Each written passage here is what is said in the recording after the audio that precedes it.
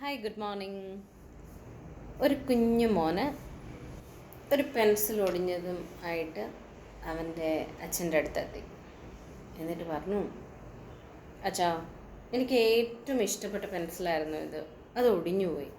ഇനി ഞാൻ എന്ത് ചെയ്യും? ഇനി ഞാൻ എങ്ങനെ പടം വരയ്ക്കുന്നത്?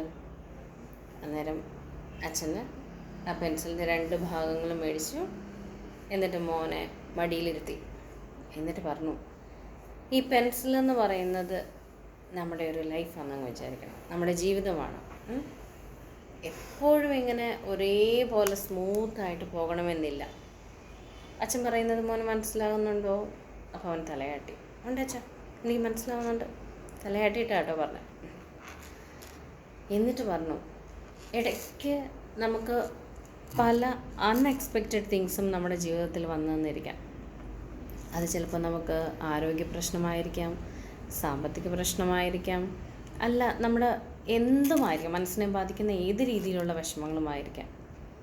പക്ഷേ ഇത് ഒടിഞ്ഞു പോയല്ലോ, എനിക്കിനി ഓപ്പർച്യൂണിറ്റി ഇല്ലല്ലോ, എനിക്കിനി ഒന്നും ചെയ്യാൻ കഴിയില്ലല്ലോ എന്ന് വിചാരിക്കുകയല്ല. ഇത് നമുക്ക് വേണമെങ്കിൽ 2 പെൻസിലായിട്ട് ഉപയോഗിക്കാൻ പറ്റും.